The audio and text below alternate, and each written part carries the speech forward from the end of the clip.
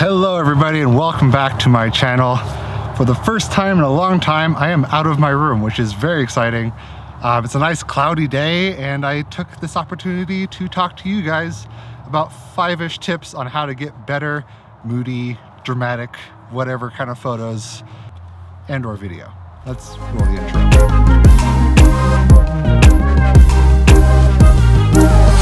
Tip number 1 is to shoot during cloudy weather. It seems pretty obvious, but if you want to get those dramatic shots, that's what you're going to have to do. If the sky is bright and blue, you're going to have a hell of a time trying to correct that and grade that, which could also introduce like grays in your highlights and artifacts in your highlights and or shadows, because you're really having to push the extreme of your photo. Now, clouds act as like a natural diffuser, which is the whole reason I like shooting when there's clouds. That and anywhere you point your camera, it's way more texture than just a bright blue sky. You can basically shoot like a pile of dirt, and if it had storm clouds in the background, it's probably gonna look pretty cool.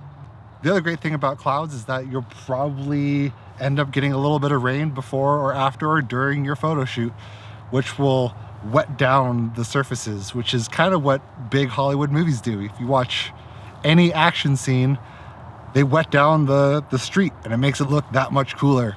Keep an eye out for that. If you don't want to be out in the rain, maybe go out after the rain and see how much more texture you'll be able to pull out of like dirt and tree bark and stuff like that when it's wet instead of dry. So this is the same if you shoot inside. If you shoot with just natural light coming through a window, it's going to be much softer and you don't have those harsh edges of shadows in your interior photography.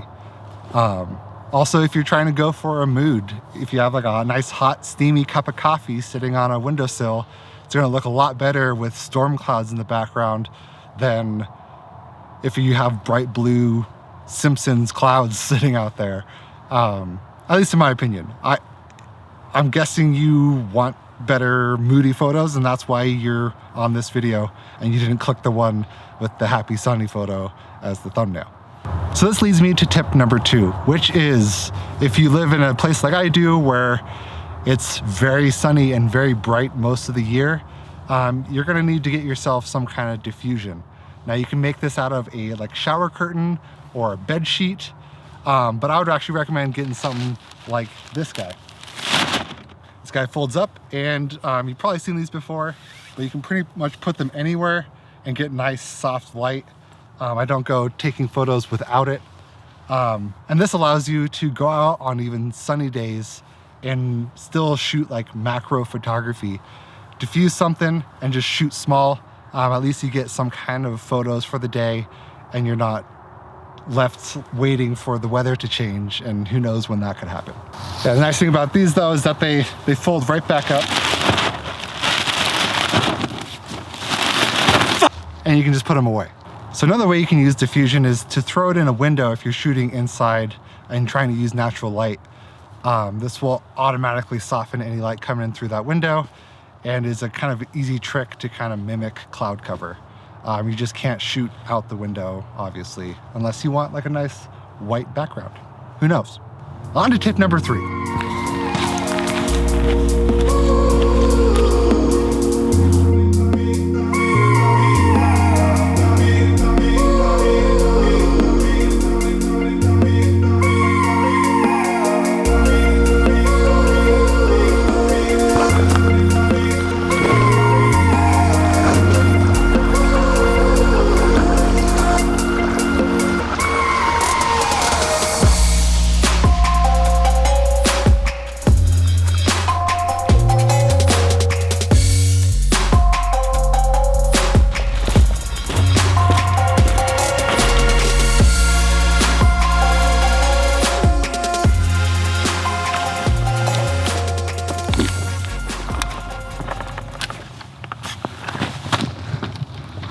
I made it. It's not that big of an accomplishment, but I feel pretty good about myself. Yeah, this is always my favorite part, like searching for the spots, because whenever you do that, you always find some really interesting things. And I'm just like walking from home too, So I'm actually just like a mile or two from my house and finding all sorts of cool things. So yeah, get out and shoot some photos, because you never know what you're gonna find.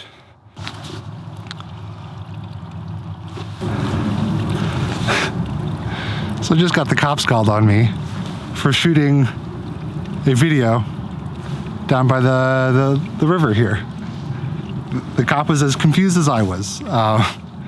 That being said, this is tip number 3. So tip number 3, if you do live in a nice sunny area like I do, you can always shoot blue hour. Now, if you haven't heard what blue hour is, it's the hour after golden hour. So golden hour, you got the nice warm sunset tones, and then blue hour is when the sun is fully down and you get that nice blue ambient light everywhere. This creates a nice cold, kind of depressed look that can lend to very moody photographs without it needing to be cloudy. The only problem with this is that you need a camera that can shoot pretty low light. The available light at this point is going to be very minimal. So you're going to need something that can shoot low light, or get really comfortable with your remove grain or reduce grain functionality in your favorite photo editor. Now, a little bit of grain can add to the photo, but if there's a ton of grain because you just cranked that ISO, it can look like you don't really know what you're doing and make it look more amateur than you want. So just keep that in mind. The other thing you can do too is shoot super early in the morning before the sun comes up, but who really wants to do that? Tip number 4. This one has to do with exposure and exposing for the highlights rather than the shadows. This makes it so you don't lose any of the detail in the clouds, because the clouds are where it's at. If you lose that detail, you're gonna miss out on a lot of what makes a photo dramatic. And for me, I usually crush the shadows a lot anyway. So if they're a little dark, it's not a huge deal. And by shadows, I mean like your foreground, because it's hard, unless you have a camera that can do big, wide dynamic range, it's hard to expose for both. So you usually have to pick one or the other. So for moody photographs, I always pick the highlights. So the sky, the clouds, because it's really hard to get that back. And if you expose for the shadows or the foreground, you're gonna lose a lot of detail most of the time in the highlights, and you're not gonna get that back. It's gonna go gray when you crank those highlights down. And if you wanna learn more about how to edit moody photographs, I actually have a couple videos that you can go check out on how I get that look. But this is what I've learned over the years: expose for the highlights and not the landscape. All right, tip number 5. This one has to do with your subject matter and your composition. Minimal, simple is oftentimes better. If you have one subject that's well composed, it kind of draws you in more than having like a huge amount of stuff going on in the photo. That can add a lot of energy to a photo and make it look less moody.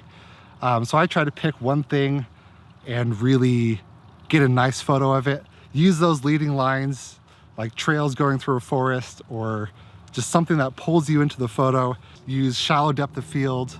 Sometimes even just getting low will create that sense of dramatic, make it look way more dramatic, I guess, than just shooting from like a standing level. And try to keep the overall image as simple as possible. That way it has way more impact. The subject in your photo has way more impact. And because there's so much going on with the sky and everything like that, you don't want a whole lot going on in your foreground as well.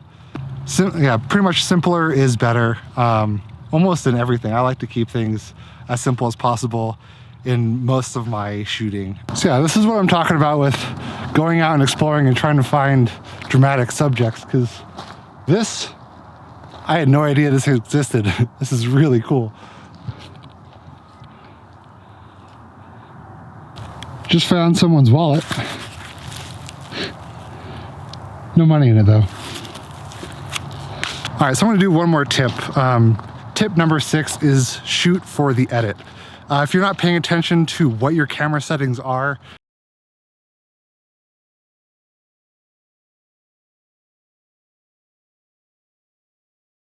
and you're shooting all willy-nilly, chances are you're gonna mess up the photo and not be able to get back those highlights like I was saying before, or maybe it's too underexposed and the shadow is just too dark. So yeah, shoot for the edit. Really pay attention to what you're doing.